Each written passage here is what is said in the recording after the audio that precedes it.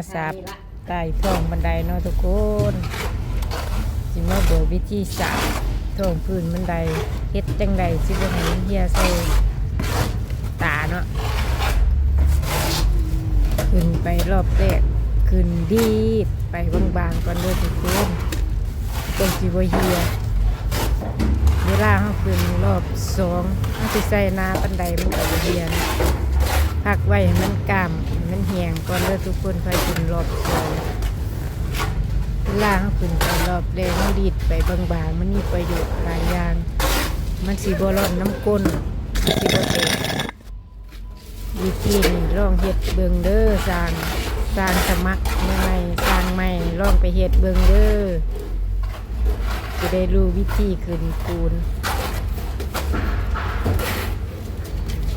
ถ้าจะขึ้นรอบ2ปล่อยให้มันแห้งให้มัน